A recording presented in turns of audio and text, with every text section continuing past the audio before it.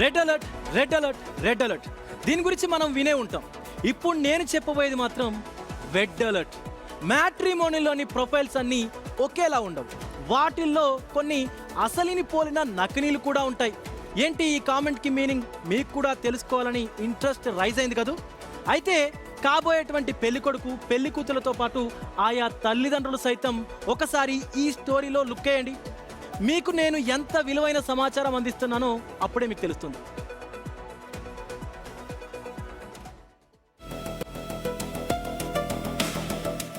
Matrimony యాడ్లు మీరు class wise గా వినే ఉంటారు, కానీ అక్కడ సీన్ చూస్తే రివర్స్. కావాలంటే మీరే ఈ యువతి ఆవేదన ఎలాంటిదో చూడండి.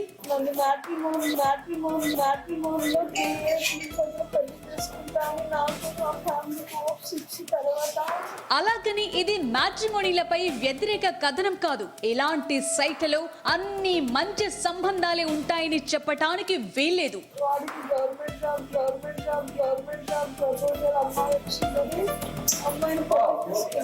ఇది చాలా బాధాకరం, నిజంగా బాధాకరం. ఈ ఘటన ఎక్కడ జరిగిందంటే సత్యసాయి జిల్లా కదిరిలోని ఆర్టీఓ ఆఫీస్ కు దగ్గరలో ఈ యువతి ఆత్మహత్యా యత్నం చేయటంతో కలకలం చెలరేగింది. తలుపుల మండలం సిద్దుగురుపల్లికి చెందిన శంకర్ ఎలియాస్ శ్యామ్ తాను సాఫ్ట్వేర్ ఎంప్లాయ్ అంటూ మ్యాట్రిమోనీల ద్వారా పరిచయం అయ్యాడు.